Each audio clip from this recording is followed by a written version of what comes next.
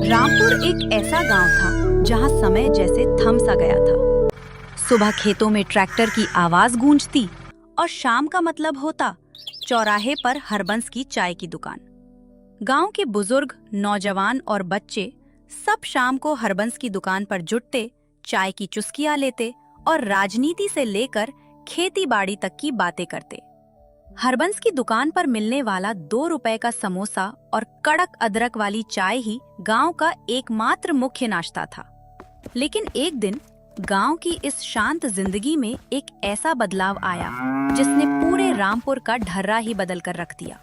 शहर में 5 साल तक काम करने के बाद कालू वापस गांव लौटा था। वह अपने साथ सिर्फ अपना सामान नहीं, बल्कि एक बड़ा सा लोहे का तवा, कड़ाही, अजीबोगरीब सॉस की बोतलें और एक अनोखा हुनर लेकर आया था। उसने हरबंस की दुकान से ठीक 50 मीटर की दूरी पर एक खाली पड़े चबूतरे पर अपना ठेला खड़ा कर दिया और ठेले के ऊपर एक बड़ा सा चमकीला बोर्ड टांग लगा था जिस पर लिखा था, कालू की स्पेशल चाइनीज चाउमीन दुकान। चाउमीन, ये शब्द रामपुर के अधिकांश लोगों के लिए बिल्कुल नया था। कुछ बुजुर्गों ने तो इसे चौमुखा समझा, तो कुछ बच्चों को लगा कि ये कोई नया खिलौना है। जैसे ही शाम के 5 बजे कालू ने अपनी दुकान का गैस चूल्हा जलाया, कड़ाही गर्म हुई और जैसे ही उसने उसमें कटी हुई पत्ता गोभी, शिमला मिर्च, प्याज और उबले हुए नूडल्स डाले, हवा में एक ऐसी तीखी और चटाकेदार खुशबू घुली जो रामपुर वालों ने आज तक नहीं सूंघी थी। उस खुशबू का असर ऐसा हुआ कि हरबंस की दुकान पर बैठे लोग अपनी चाय छोड़कर धीरे धीरे कालू के ठेले की तरफ बढ़ने लगे। सबसे आगे थे गांव के सबसे बुजुर्ग और कड़क मिजाज के इंसान रामदीन काका। रामदीन काका ठेले के पास पहुंचे। उन्होंने कड़ाही के अंदर झांक कर देखा, जहां कालू लोहे के 2 लंबे पलटे लेकर खटखट छन छन की आवाज करते हुए नूडल्स को बना रहा था। अरे ओ कालू, का तमाशा फैलाए हो चौराहे पर? कढ़ाई में का केचुआ जैसा लंबा लंबा चीज उबाल रहे हो? और कैसी गंध आ रही है, जैसे किसी ने सिरका और तेजाब एक साथ मिला दिया हो। हमारा तो दम घुटा जा रहा है। अरे रामदीन काका, प्रणाम। आप जिसे केंचुआ कह रहे हैं वो केंचुआ नहीं है। ये शहर का सबसे मशहूर और वीआईपी खाना है।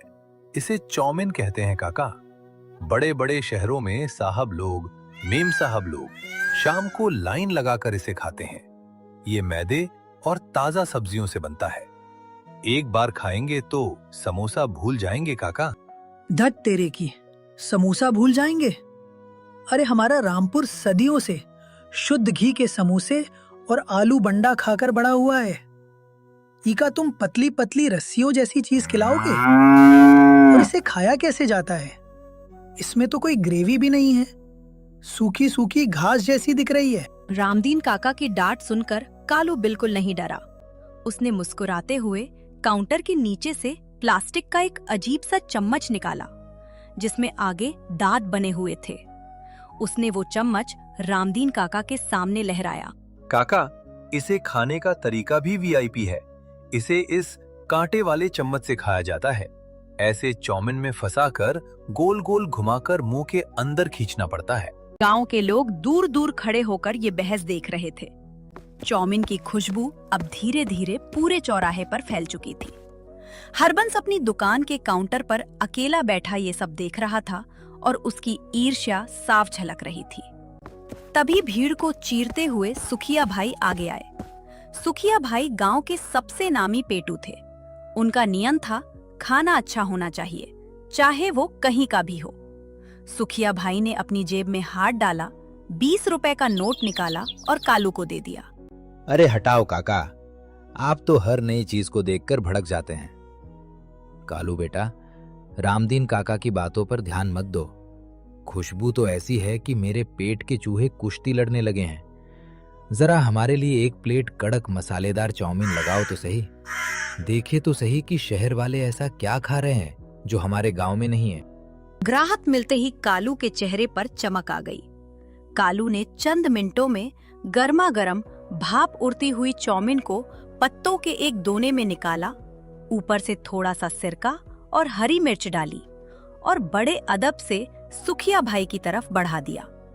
उसके साथ उसने वही कांटे वाला चम्मच भी दिया।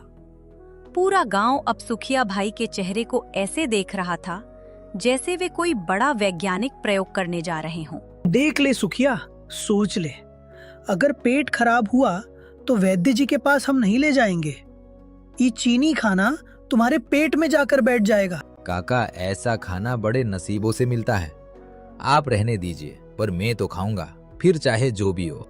सुखिया भाई ने चम्मच को उठाया और चाउमीन का एक बड़ा सा गुच्छा चम्मच में फंसाया और उसे अपने मुंह के पास ले गए। फिर उन्होंने एक जोरदार आवाज के साथ सड़प पूरी चाउमीन मुंह के अंदर खींच ली। कुछ सेकंड के लिए सुखिया भाई की आंखें बंद हो गईं। उनका मुंह लगातार चल रहा था। पूरे चौराहे पर सन्नाटा छा गया। सब उनके रिएक्शन का इंतजार कर रहे थे। अचानक सुखिया भाई ने आंखें खोली। उनकी आंखों में तीखेपन के कारण थोड़ा पानी आ गया था, लेकिन उनके चेहरे पर एक असीम आनंद का भाव था। तभी अचानक सुखिया भाई जोर से बोले, ओहो कालू भाई, तुमने तो कमाल कर दिया।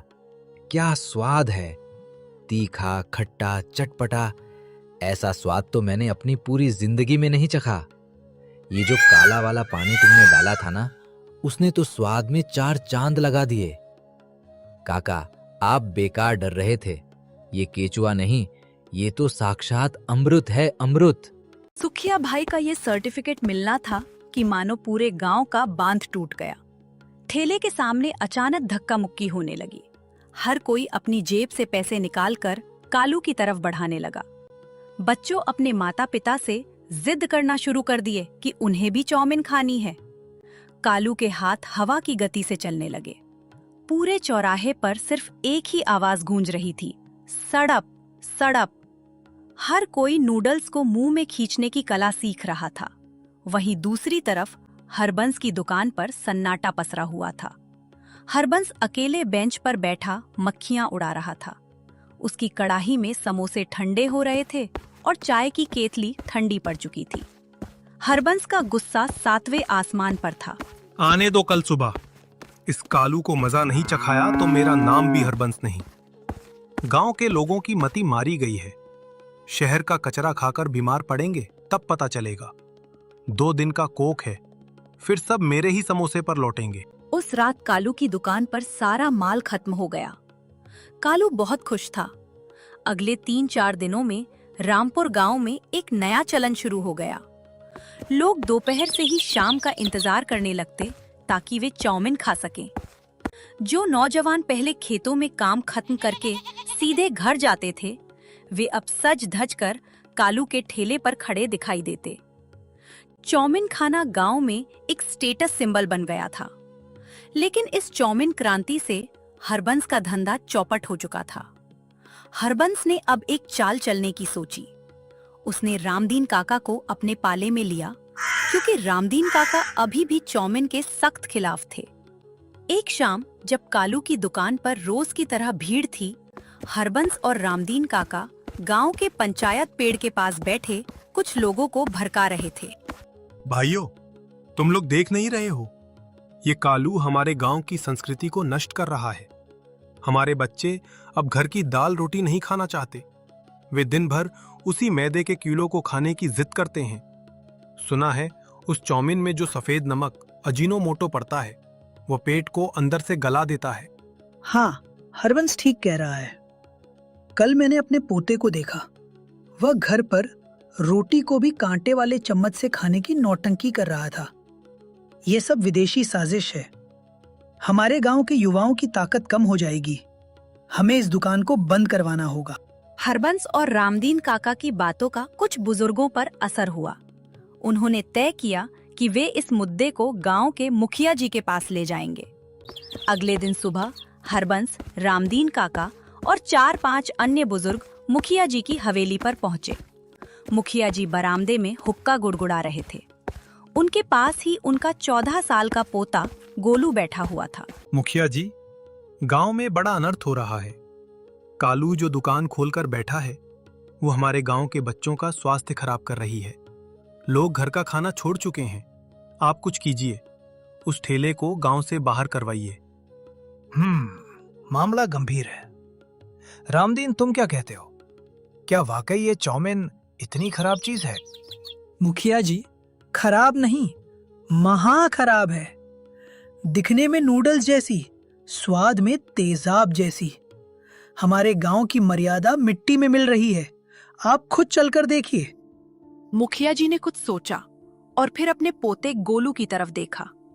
गोलू खुद पिछले 3 दिनों से छिपकर कालू की चाउमीन खा चुका था। गोलू ने धीरे से अपने दादाजी से कुछ कहा। दादाजी, ये सब झूठ बोल रहे हैं। चाउमीन बहुत टेस्टी होती है, आप एक बार खाकर तो देखिए। अगर आप कालू भैया की दुकान बंद करवा देंगे तो मैं खाना खाना छोड़ दूंगा। मुखिया जी अपने पोते से बहुत प्यार करते थे। उन्होंने गोलू की बात सुनी और फिर हरबंस की तरफ देखा। मुखिया जी भाप गए थे कि यह व्यावसायिक ईर्ष्या का मामला भी हो सकता है, लेकिन न्याय का नाटक तो करना ही था। ठीक है, हम आज शाम को खुद चौराहे पर आएंगे। कालू को भी बुलाया जाएगा और हरबंस, तुम भी रहना। हम खुद इस चाउमीन की जांच करेंगे और तभी कोई फैसला सुनाएंगे। ये खबर पूरे गांव में आग की तरह फैल गई कि आज शाम को मुखिया जी खुद चाउमीन की दुकान का फैसला करेंगे। शाम के 5 बजते ही पूरा रामपुर गांव चौराहे पर इकट्ठा हो गया। कालू थोड़ा डरा हुआ था, लेकिन उसने हिम्मत नहीं हारी। उसने अपना ठेला साफ किया और मुखिया जी के आने का इंतजार करने लगा। हरबंस के चेहरे पर एक विजयी मुस्कान थी। उसे लग रहा था कि आज कालू का बोरिया बिस्तर बन जाएगा। ठीक 5:30 बजे मुखिया जी अपनी भारी भरकम काया के साथ चौराहे पर आए। मुखिया जी बैठ गए। पूरा चौराहा शांत हो गया। हाँ तो कालू, तुम्हारे इस खाने को लेकर गांव में बड़ी शिकायतें आ रही हैं। कहा जा रहा है कि तुम युवाओं को बीमार कर रहे हो और कुछ ऐसा खिला रहे हो जो हमारे समाज के खिलाफ है। तुम अपने बचाव में क्या कहना चाहते हो? मुखिया जी, मैं गांव का ही बेटा हूँ।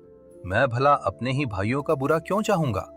ये चाउमीन मैदे की सेवइयां जैसी ही होती हैं। इसमें जो सब्जियां पड़ती हैं, पत्ता गोभी, गाजर, शिमला मिर्च, वे सब हमारे गांव के किसानों के खेतों से ही आती हैं। रही बात सॉस की, तो वह सिर्फ स्वाद के लिए है। मैं चाहता हूं कि कोई भी फैसला करने से पहले आप खुद इसे चख कर देखें। अगर आपको लगे कि ये खराब है, तो मैं अभी इसी वक्त अपना ठेला यहां से हटा लूंगा। कालू की बात में सच्चाई और आत्मविश्वास था। मुखिया जी ने हरबंस की तरफ देखा, जो जोर जोर से सिर हिला रहा था। फिर मुखिया जी ने अपने पोते गोलू की तरफ देखा, जो आंखों ही आंखों में दादाजी से हाँ कहने की मिन्नत कर रहा था। ठीक है कालू, 1 प्लेट हमारे लिए भी बनाओ। हम खुद इसका स्वाद चखेंगे। कालू ने तुरंत काम शुरू किया। आज उसने अपनी पूरी जान लगा दी थी।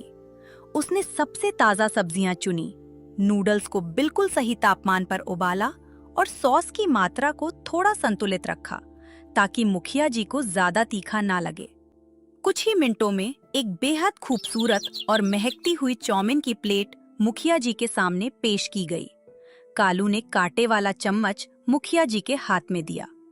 मुखिया जी को समझ नहीं आ रहा था कि इससे नूडल्स कैसे उठाएं। ये देखकर सुखिया भाई खुद को रोक नहीं पाए। मुखिया जी, चम्मच को ऐसे सीधा मत मारिए, उसे थोड़ा टेढ़ा करके चाउमीन के बीच में डालिए, फिर कलाई को गोल घुमाइए। हाँ, बिल्कुल वैसे ही। अब ऊपर उठाइए। पूरा गांव सुखिया भाई की इस कोचिंग को देख रहा था। मुखिया जी ने सुखिया के बताए अनुसार चम्मच घुमाया। चाउमीन का एक बड़ा सा हिस्सा चम्मच में लिपट गया। मुखिया जी ने थोड़ा संकोच किया, फिर अपने मुंह को आगे बढ़ाया और चाउमीन को अंदर खींच लिया। जैसे ही चाउमीन मुखिया जी के मुंह में गई, उनके चबाने की रफ्तार धीमी हो गई। उनके चेहरे पर पहले हैरानी के भाव आए, फिर उनके माथे की लकीरें ढीली पड़ी। हरबंस उत्सुकता से आगे बढ़ा। उसे उम्मीद थी कि मुखिया जी अभी थूक देंगे। रामदीन काका ने भी अपनी लाठी कसकर पकड़ ली, लेकिन मुखिया जी ने चाउमीन थूकी नहीं, बल्कि उन्होंने आंखें बंद करके उसे मजे से चबाया और निगल लिया। इसके तुरंत बाद बिना किसी के कहे मुखिया जी ने दोबारा चम्मच घुमाया और एक और बड़ा निवाला मुंह में डाल लिया। यह देखकर हरबंस का दिल बैठ गया। अद्भुत, बहुत ही अनोखा स्वाद है। कालू, तुमने जो मसाला डाला है वो तो वाकई जीभ को सुला देता है और फिर जगा देता है। लेकिन मुखिया जी, इसके नुकसान, इसके पेट खराब होने की बात और संस्कृति का क्या? चुप रहो हरबंस, हमने तुम्हारी बात सुनी, अब हमारा फैसला सुनो। कालू की ये चाउमीन खाने में कोई बुराई नहीं है। इसमें ताजा सब्जियां हैं और स्वाद भी बेहतरीन है। रही बात पेट खराब होने की, तो ज्यादा समोसे खाने से भी पेट खराब होता है, क्यों हरबंस? और संस्कृति इतनी कमजोर नहीं है कि एक प्लेट नूडल से टूट जाए। बदलाव को स्वीकार करना चाहिए। कालू का ठेला यहीं रहेगा। मुखिया जी का फैसला सुनते ही पूरा चौराहा तालियों की गड़गड़ाहट से गूंज उठा। कालू की आंखों में खुशी के आंसू आ गए। गोलू खुशी से उछल पड़ा। हरबंस का चेहरा पीला पड़ गया और वो चुपचाप पैर घसीटते हुए अपनी दुकान की तरफ लौट गया। रामदीन काका भी भीड़ से पीछे हटने लगे। कुछ दिनों बाद जो चाउमीन कभी गांव के लिए एक विदेशी और अवांछित मेहमान थी, वो अब रामपुर की अपनी संस्कृति का एक अटूट हिस्सा बन चुकी थी। पुराने और नए के इस मिलन ने रामपुर के चौराहे को और भी जीवंत और स्वादिष्ट बना दिया था।